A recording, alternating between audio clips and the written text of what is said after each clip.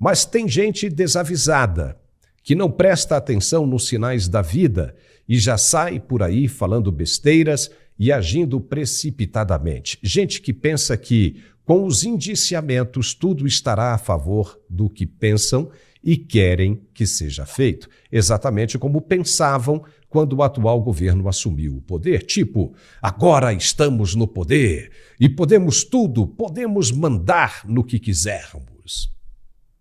Não é bem assim. A deputada Érica Hilton, do PSOL de São Paulo, por exemplo, já entrou com um pedido de cassação do mandato de um deputado que até agora não tem absolutamente nada a ver com o que está acontecendo. Inclusive, o nome dele nem foi citado nos relatórios da Polícia Federal. Trata-se do deputado general Pazuello. Mário Fernandes, o general, que este sim foi indiciado, esteve lotado no gabinete do deputado por algum tempo. Mas isso não quer dizer que o deputado também esteja envolvido. Se fosse assim, o nome dele teria sido citado, indiciado, mas não foi. Pazuello, aliás, soltou uma nota de esclarecimento tão logo o nome de Mário Fernandes apareceu na mídia. Ele disse o seguinte através de sua assessoria de imprensa, abre aspas, o deputado federal, general Pazuello, esclarece que o general Mário Fernandes, mencionado na operação da Polícia Federal realizada na manhã desta terça-feira, trabalhou em seu gabinete como assessor de 28 de março de 2023 a 4 de março de 2024, quando foi identificado seu impedimento para exercer cargo público. Pazuello esclarece ainda que só tomou conhecimento da prisão do general Mário e dos demais oficiais por meio da imprensa na data de hoje. O deputado reafirma sua crença nas instituições do país e na idoneidade do general Mário Fernandes, na certeza de que logo tudo será esclarecido. Fecha aspas. Legal? Está aí. Mas, no requerimento da deputada, o general deveria perder o mandato por ter em seus quadros, mesmo que temporariamente, um suspeito de crime, como foi anunciado. Ou seja, ela já está condenando o suspeito e acusando um deputado que ela mesmo sabe não foi envolvido pela Polícia Federal no caso. Ou seja, ela está se antecipando em uma inquisição, acusando e condenando um homem sem provas e simplesmente por ele ter dado emprego ao general suspeito. Sim, suspeito, porque só a justiça pode dizer se o indivíduo é culpado ou não. Até ser condenado, ele não passa de um suspeito. Mas a deputada se apressa e quer condenar todo mundo. E o atual patrão do general, como é que fica? Onde ele se encontrava nesses últimos meses? Será que, se é que ele estava trabalhando, também esse patrão deve ser punido por empregar um suspeito? Érica Hilton disse que é inadmissível um sujeito como o general Mário Fernandes integrar o quadro de funcionários do Congresso Nacional. Ela está equivocada? E, pelo jeito, demonstra um ódio sem controle, uma perseguição e preconceito. Logo, ela que luta tanto contra os preconceitos. Talvez estejamos vendo aí um novo conceito de fobia, a militarfobia. Se continuar assim, se a Comissão de Ética acatar essa injustiça, até o senador Mourão, amanhã ou depois, também poderá ser perseguido no Congresso Nacional, porque foi o vice do presidente Bolsonaro. Entendeu esse absurdo? E para falar sobre isso, vamos conversar agora com o coronel Gerson Gomes, diretamente dos Estados Unidos. Gerson, você é um militar. Como está vendo essa iniciativa da deputada em querer caçar o general Pazuello? Seja bem-vindo, Gerson. Obrigado, uma vez mais com você, com a nossa audiência seleta. E já que você cita a questão do general Pazuello, lembro de uma entrevista recente que ele deu aqui no Mundial Telenotícias, que foi excelente. Eu já te parabenizo de antemão porque foi uma das entrevistas de maior qualidade que eu vi justamente na análise da conjuntura, inclusive internacional. É alguém muito preparado. E, de certa maneira, essa militarfobia que você se refere, ela se enquadra dentro de um planejamento que é muito conhecido por parte da esquerda e que entende que as Forças Armadas e algumas instituições, elas servem como freios a um planejamento, a uma verdadeira luta pelo poder, ou seja, um projeto de poder, em que instituições mais tradicionais, como a própria família, a igreja e a própria estrutura militar, são consideradas como obstáculos, como freios. Veja que entre os indiciados, que nós vamos tratar daqui a pouco, consta um padre, e que esse padre, por exemplo, remete à situação da Nicarágua, que teve na teologia da libertação no início, o apoio da igreja, lá na Revolução Sandinista, mas hoje a Igreja Católica na Nicarágua é tida como um entrave para a continuidade da revolução marxista que estava em curso e que hoje os ditadores, o casal de ditadores, estão se voltando contra a Igreja Católica. Então, esse exemplo dos militares ou do padre ou da própria obsessão de pessoas como essa parlamentar que representa uma ala da esquerda radical, que foi derrotada aqui nos Estados Unidos esse ano, mas que é uma ala que entende que a família é uma das instituições que também deve ser erodida. É compreensível, viu, Paulo? Muito compreensível até essa obsessão pelos militares. Eu só queria terminar esse raciocínio te dizendo o seguinte: quem acompanha as nossas conversas aqui no Mundial Telenotícias já me viu falar que, ao contrário da venezualização, se é que a gente pode usar esse termo, né, das nossas Forças Armadas, muita gente temia que as nossas Forças Armadas migrassem para a experiência venezuelana. No entanto, o que nós vemos é algo mais parecido com a argentinização das Forças Armadas. Você lembra que eu falei sobre isso e o Milei tem prestigiado muito os seus militares agora, retomando o prestígio e a honra das Forças Armadas que estavam enlameadas. Elas foram jogadas, desmoralizadas, desde a Guerra das Malvinas e a subida ao poder de um grupo muito revanchista. Mais ou menos isso é o que está acontecendo hoje, Paulo. Há uma orquestração de aproveitar esse momento para retirar o estamento militar de qualquer possibilidade de frear esse projeto de poder. E é no meio dessa situação que nós nos encontramos hoje, Paulo. Olha, e tem uma coisinha que nós falamos ontem, Gerson, que é o que, pelo que estamos vendo, a justiça militar não serve mais para nada. Me desculpe. Você é um militar, mas pelo que estamos vendo, só serve para dar despesas para a União, já que está provado agora que a justiça comum pode resolver a questão dos militares, todos os problemas dos militares. Então, sendo assim, qual é a razão para se manter o STM, o Superior Tribunal Militar? Qual é a sua opinião sobre isso?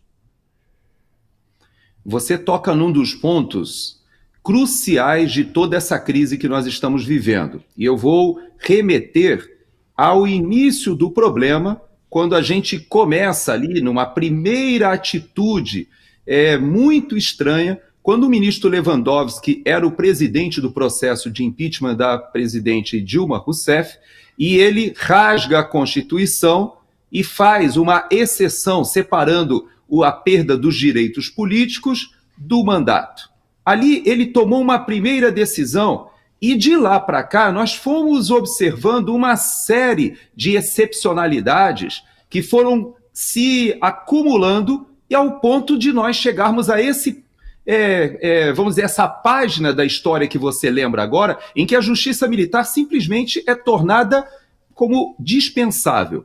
Vamos lembrar que no 8 de janeiro, Paulo, nós tínhamos dentro do Palácio do Planalto um oficial general de 3 estrelas da ativa. Eu não estou me referindo ao G. Dias.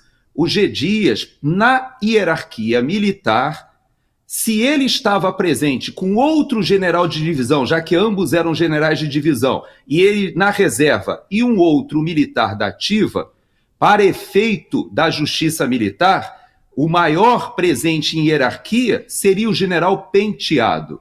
O general Penteado, ele foi à CPI do Distrito Federal e falou que houve negligência do general Gonçalves Dias. E aí eu lhe pergunto, Paulo, houve um inquérito policial militar do que aconteceu dentro do Palácio do Planalto? Veja que as pessoas já sabem das imagens hoje que estão nas redes sociais que mostram os manifestantes entrando no Palácio do Planalto a partir das 3 horas da tarde e até antes. Ali está registrado o horário. Nesse horário, Paulo, aqueles que saíram do acampamento escoltados pela Polícia Militar ainda estavam se deslocando com o bandeirão, cantando Lula ladrão, seu lugar é na prisão, cantando a nossa bandeira jamais será vermelha, e eles caminhando, mas já havia gente dentro do Palácio do Planalto. Paulo, você sabe que o inquérito policial absorvido ou foi levado para a Polícia Federal e não houve uma conclusão com as imagens ali, porque elas foram levadas para o Supremo Tribunal Federal. Então, naquele momento, Paulo, eu conversei com vários amigos e você me toca num ponto muito sensível, porque hoje o alto comando do Exército, todos no alto comando do Exército são meus contemporâneos. Alguns até mais modernos, ou seja, foram formados depois de mim, outros da minha turma e alguns um pouco mais antigos. Hoje, obviamente, são todos generais, eu sou um coronel da reserva, mas não tenho como esquecer que nós fomos formados na mesma escola. Nós temos os mesmos valores. Eu vivi 32 anos ao lado desses companheiros. Conheço as famílias de muitos deles. E eu quero dizer, Paulo, é inadmissível o que nós estamos vendo. Militares da ativa sendo presos. Mais ainda, temos o caso do tenente-coronel Cid e tantos outros. Essa postura da justiça militar não pode ser atribuída simplesmente à presidência de um ex-piloto do Aerolula. Não pode ser atribuída simplesmente ao fato de que hoje o presidente do Tribunal Superior Militar é alguém ligado a esse grupo lá atrás e que volta ao poder. Como o vice-presidente da República costuma dizer, ou dizia, né, na época da campanha, antes dessa última, se Lula voltasse ao poder, nós teríamos a reedição de um grupo que nós já conhecemos das suas atividades criminosas voltando ao local do crime. Então, Paulo, é muito difícil a situação dos militares hoje no Brasil, porque convivem com essa estrutura que eu poderia até dizer mafiosa, que todos conhecemos. A estrutura foi para o Supremo Tribunal Federal, desfez a Lava Jato, hoje ela consegue estar presente na política e, apesar de tudo isso, como você bem falou, nós temos militares sendo submetidos à guerra política e não sendo julgados nem investigados pela justiça militar, que era e deveria ser o fórum adequado. Pois é, a justiça militar, pelo que estamos vendo, já está extinta. Já não serve para absolutamente nada, nem mesmo para julgar se um soldado está fumando, né, aquela erva que nem podemos dizer aqui o nome, né, na guarnição. Já não pode mais, né? A PE também já não pode mais sair aí para pegar soldado, né, vagabundando por aí, porque a justiça comum já pode fazer isso. Então não há razão para se manter um orçamento tão alto do STM, sendo que a instituição não serve mais para absolutamente nada. A instituição como Forças Armadas, pelo que estamos vendo, Gerson, está caminhando também para a extinção, para o enfraquecimento, porque vão mexer bastante, inclusive na aposentadoria dos militares, não a sua, porque você já tem direito adquirido, mas os próximos poderão perder e perder muito. A família desses militares também poderá perder, as famílias poderão perder muito também. Então é uma situação bem complicada que estamos vendo acontecer. Nós estamos vivendo agora uma época totalmente diferente, muito provavelmente da sua, quando você estava na ativa e defendendo não só o Brasil, mas outras nações, como por exemplo a do Haiti, né? Naquele conflito você estava lá, né, colocando inclusive a sua vida em risco para defender os interesses, né, da ONU, no qual o Brasil é signatário. Mas é uma situação bem complicada. Além disso, o PT pediu, como é que pode isso? Eu quero ver a sua opinião agora a respeito disso. Pediu o arquivamento do PL, do projeto de lei da anistia para sempre. Não quer mais anistia. Isso, naturalmente, porque está pensando em Bolsonaro e está esquecendo dos outros pobres cidadãos que estão penando por uma coisa que fizeram que não se justifica tanto prejuízo. Qual é a sua opinião sobre isso? Nós temos que colocar em perspectiva o que é a luta e a disputa política dentro de um processo democrático, que realmente não é aquilo de mais nobre, nós sabemos. Essa disputa política em todos os locais, quando existe o poder em disputa, ela enseja muitas e muitas páginas negras que nós gostaríamos de não ver no nosso país. Agora, quando nós temos pessoas inocentes, e não podemos esquecer, hoje houve uma sessão solene na Câmara dos Deputados, que foi por iniciativa até da deputada Bia Kicis, em homenagem, lembrança do Clezão, que morreu e tem hoje, nós temos uma viúva com 2 filhas, fruto dessa disputa política. O Clériston, um empresário de Brasília, microempresário, até 4 horas da tarde, ele estava no seu negócio trabalhando. Viu as imagens do que estava acontecendo e falou, eu vou lá participar, eu sou um patriota, se estão se manifestando, eu quero lá também me manifestar. E foi para lá e acabou entrando no Senado e estava orando. Existem imagens dele ajoelhado, orando, do lado da segurança do plenário, inclusive a segurança do plenário disse que estava incólume porque os manifestantes que ali estavam não deixaram ninguém quebrar nada. Dentre eles o Clezão, que foi para a cadeia e morreu, apesar de manifestações da PGR pela sua soltura. Nós temos hoje vários que estão na Argentina passando por grande dificuldade.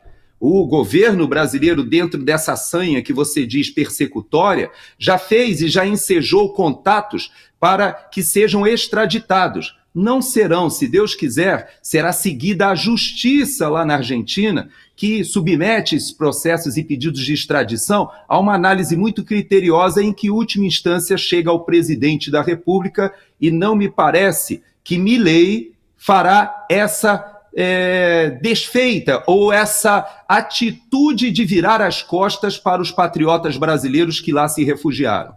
Na semana que vem, eu vou à Argentina.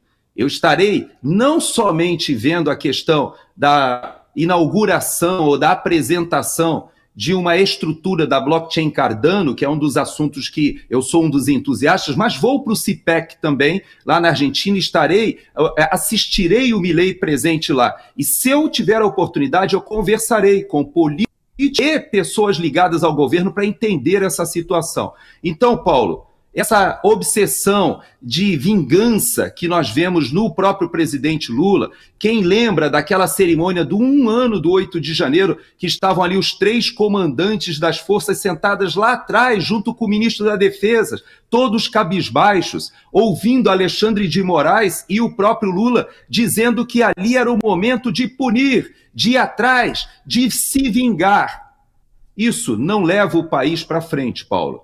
Essa desagregação, essa falta de coesão nacional, que é o que nós estamos vendo hoje, é a fórmula, a receita para a desestabilização, tanto política, econômica e, não podemos dizer, psicossocial, que faz com que um país afunde em vez de avançar, Paulo. E o curioso é que o lema dos caras é união e construção, né? E o que a gente vê é justamente uma caçada, né?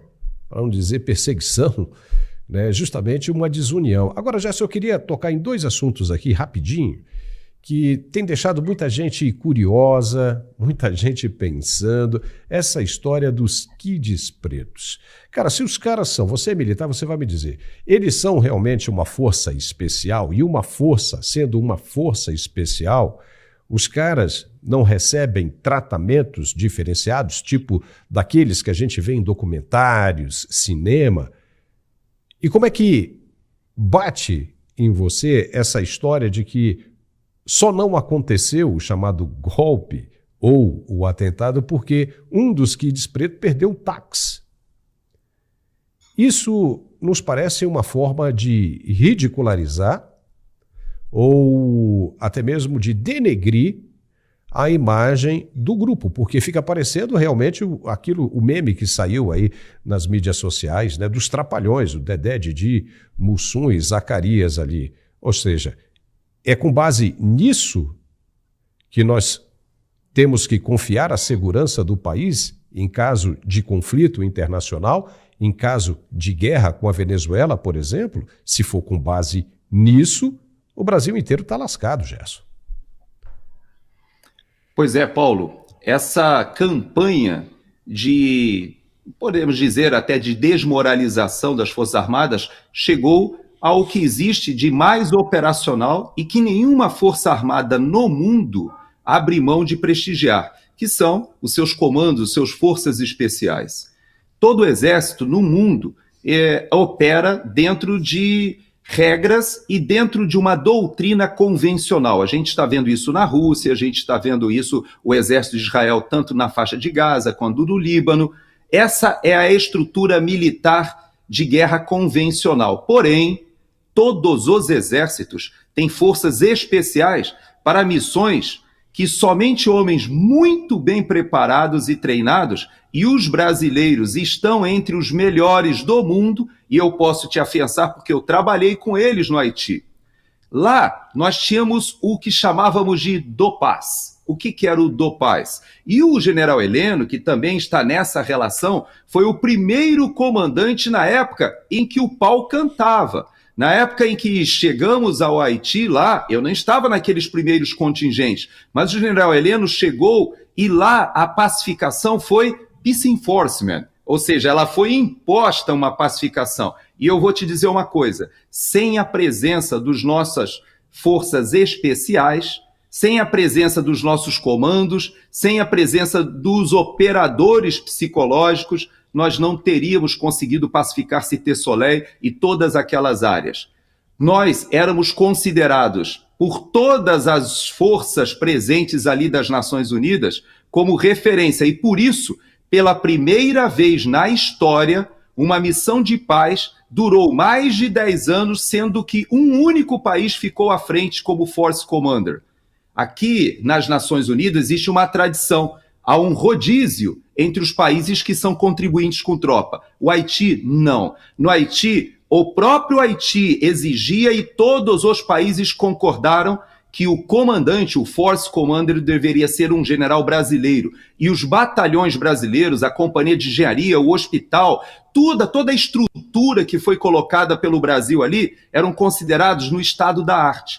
Tudo isso, Paulo, está sendo, de certa maneira, esmaecido por essa campanha, verdadeira campanha que está sendo feita agora de desmoralização. Eu vou te dizer uma coisa, se os forças especiais precisassem realmente tomar uma atitude extrema, nenhum desses atores aí estaria vivo hoje. Mas, na verdade, há um controle, há um comando, há uma liderança. E sabe que nessa lista que foi divulgada hoje, Paulo, está o Paulo Figueiredo, seu xará.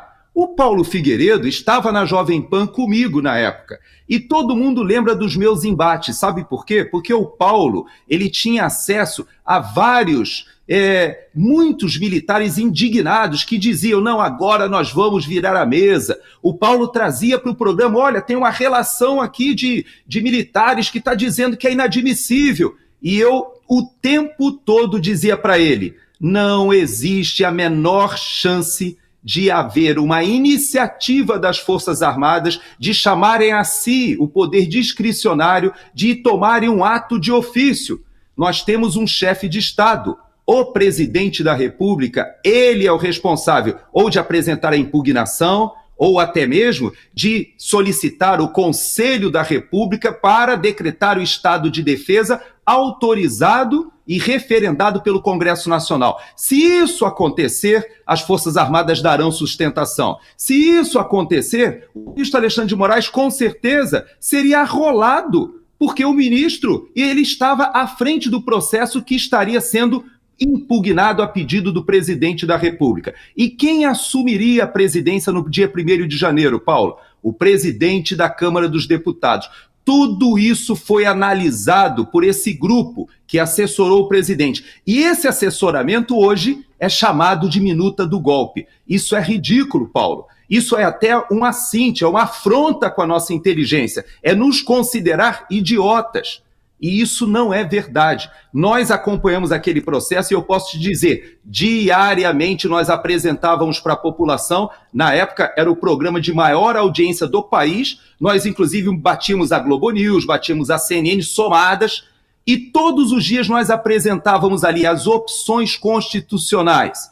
E o presidente Bolsonaro optou, ouvindo todos, inclusive alguns aloprados, com certeza, tinha de tudo ali assessorando o presidente. E ele entendeu que não havia sustentação política para nenhuma atitude naquele momento. O timing havia sido perdido, talvez. Então, Paulo, você tem razão. Há uma orquestração, há um desgaste, mas isso não é fortuito, isso não é casual. Tá, Gerson, e com base nisso, agora já consigo entender por que o Paulo Figueiredo foi arrolado nesse processo, por que ele foi indiciado. Você agora acabou de explicar. Tudo bem. Agora, como é que você vê essa história que começou a surgir hoje do golpe, Gerson? Ou seja, o pessoal já tirou o presidente Bolsonaro, está tirando o presidente Bolsonaro dessa história e está atribuindo isso especificamente a alguns militares. Como é que você vê isso? Pois é, Paulo, você na introdução do programa, você estabeleceu uma linha de raciocínio muito inteligente. Inclusive, nós temos o costume de falar das questões internacionais e, de certa maneira, nós podemos até estabelecer um paralelo com o que está acontecendo na guerra da Ucrânia, com as ações da Rússia e da própria Ucrânia, porque todos sabem que Donald Trump vem aí. E, exatamente porque o quadro vai ser alterado, cada uma das partes faz a sua demonstração de poder para ter melhor condição de negociação no teatro de operações lá do leste europeu. A mesma coisa, Paulo, acontece no campo da política no Brasil.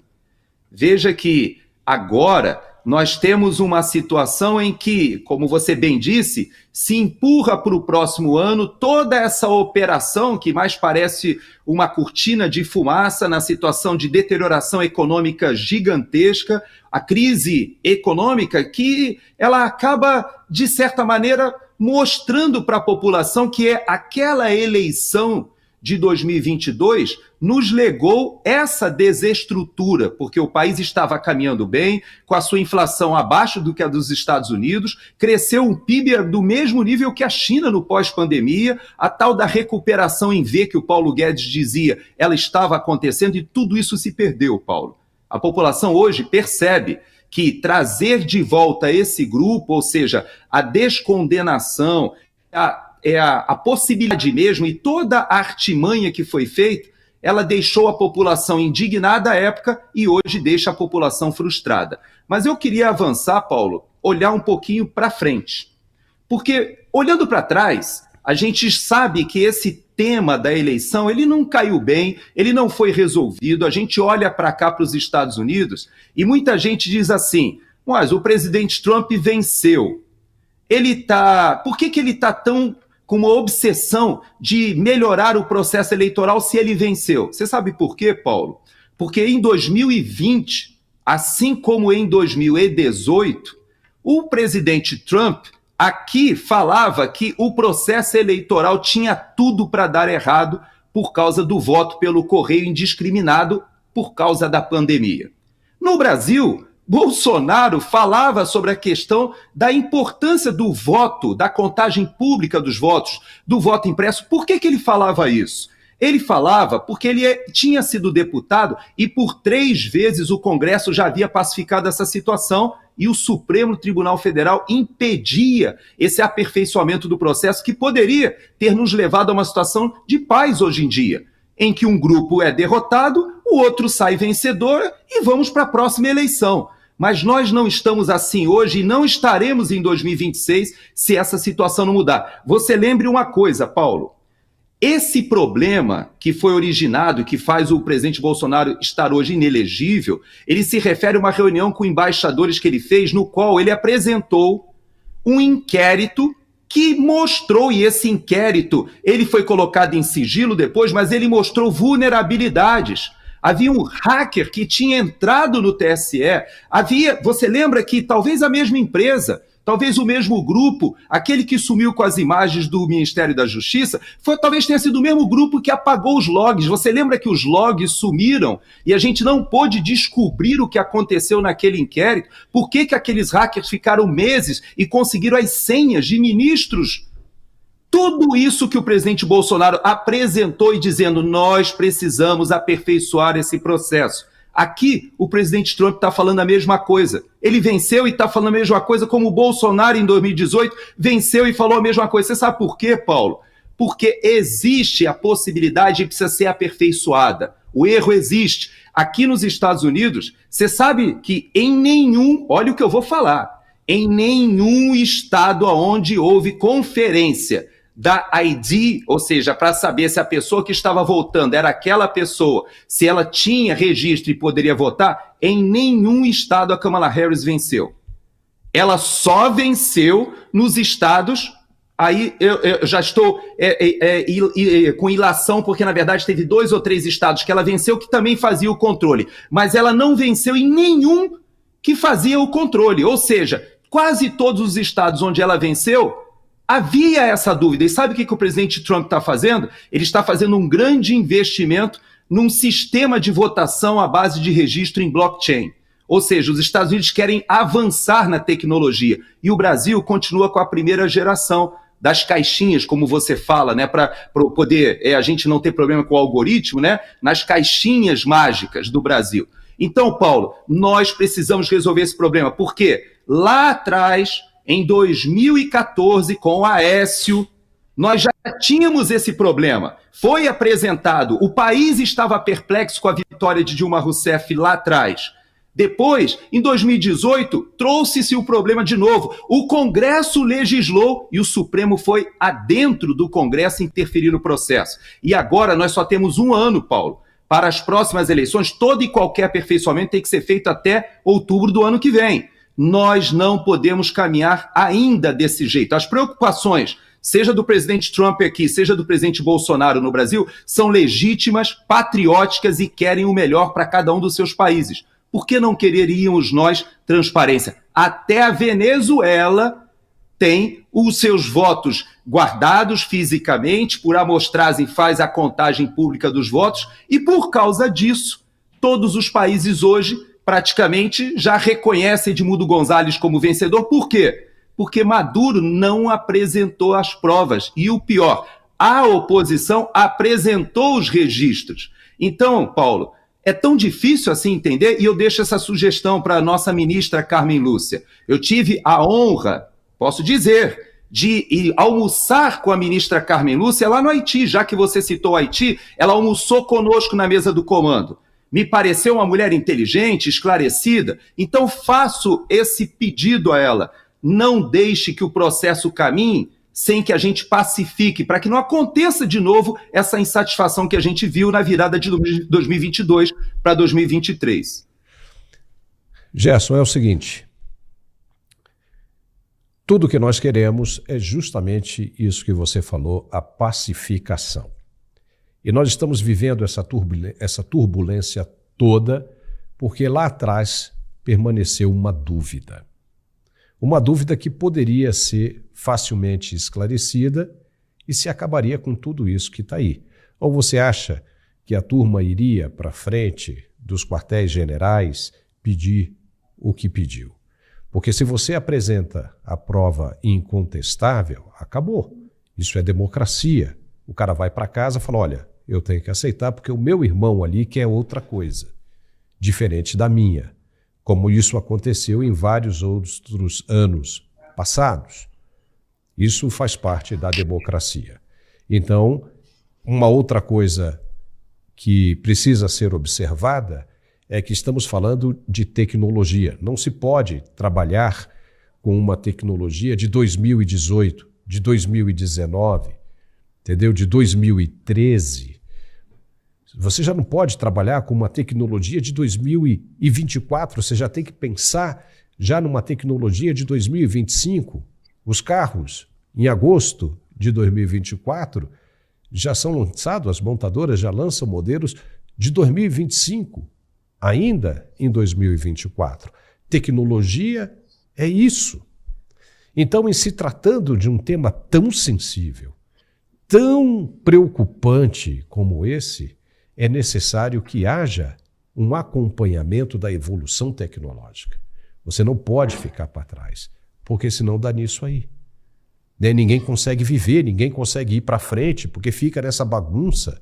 Você liga uma TV, você abre um site, é sempre um chamando o outro de extremo, é a esquerda chamando a direita de extrema-direita, a direita chamando a esquerda de extrema-esquerda, e o pau quebrando. Você vê uma destilação de ódio para tudo quanto é lugar. E o que o brasileiro quer é apenas a pacificação. Então, seria muito prudente, seria econômico, né, em função disso, né, do avanço da tecnologia, você traz a economia. Né, se pensar no aprimoramento disso. Quem sabe até observar o que está sendo desenvolvido nos Estados Unidos pelo presidente Donald Trump, se o que ele apresentar for realmente positivo, né, por que não tocar isso? Ele vai estar na nossa frente. Nossa eleição em 2026, a dele já aconteceu, ele já assume agora em janeiro. Então, acho que vale a pena prestar atenção nisso, porque senão essa briga, esse mal-estar não vai terminar nunca, nunca. E nós só queremos a paz, apenas isso. Gerson, é muito bom bater um papo com você, brilhante, chegamos ao final do nosso tempo, né? A gente teria outras coisas aqui para falar, por exemplo, Vladimir Putin, Benjamin Netanyahu, mas eu acho que nós vamos deixar isso para a próxima oportunidade, porque realmente já esgotamos aqui com relação ao tempo e o assunto estava muito bom. O programa de hoje muito esclarecedor, vai nos fazer pensar bastante sobre tudo isso que está acontecendo e esperamos que as autoridades brasileiras possam ter o pé no chão, possam fazer uso da inteligência e não complicar ainda mais toda essa situação. Gerson Gomes, obrigado, viu, cara? Até a próxima. Eu que agradeço e eu deixo no final uma mensagem. Se o presidente Bolsonaro estiver nos ouvindo, não é raro, ele nos ouvia sempre ali na Jovem Pan e eu já soube que ele te acompanha também, viu, Paulo? Então, se ele estiver nos ouvindo, eu quero dizer o seguinte, a população, há um grande grupo da população que se viu estimulado com seu espírito patriótico, colocou o verde e amarelo, foi para as ruas, pediu por mudanças, vislumbrou o perigo que estava diante do país com essa situação que agora se confirma. Nós temos hoje um verdadeiro Estado de direito deteriorado, quase que uma juristocracia caminhando o país por uma paraditadura. Tudo isso que as pessoas estavam perplexas e iam para frente das unidades militares solicitando socorro para as Forças Armadas, era um sentimento legítimo. Por quê? Porque as pessoas podem e têm o direito de se manifestar desde que não usem do anonimato. Então, agora é o momento dessa nova virada. Já tivemos a eleição municipal, teremos a eleição de 2026 com 2 senadores que podem, pela via institucional, o remédio constitucional, e ele tem feito essa campanha. Brasil todo sabe dessa campanha. Então, se eu pudesse dizer ao presidente Bolsonaro algo, eu diria o seguinte, não se desespere.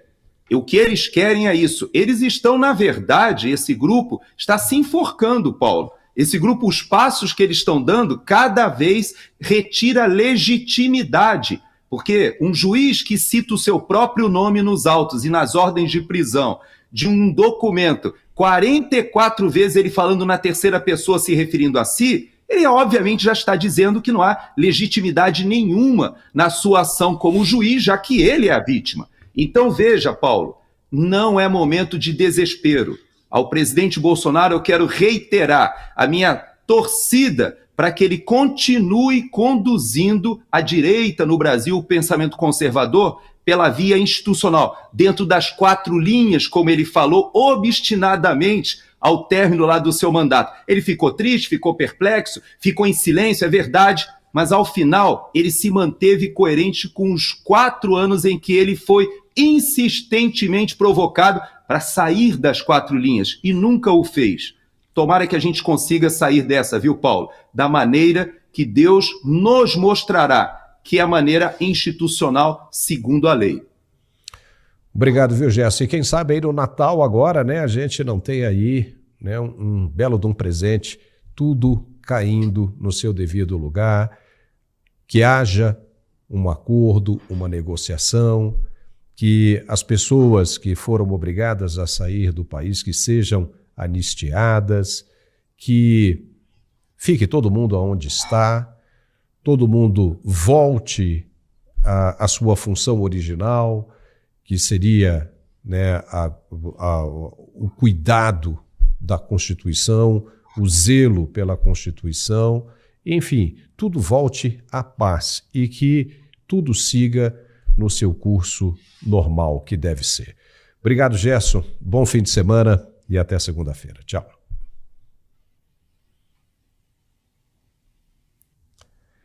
E nós ficamos agora por aqui. Foi um belíssimo programa. Espero que você tenha gostado. Se sim, nos dê um like. Se não, né, não dê um like. E se puder também, se inscreva em nosso canal, porque isso nos ajuda bastante. Um bom fim de semana para você e nos vemos de novo na segunda-feira, se Deus quiser. Um forte abraço, obrigado por tudo e até lá.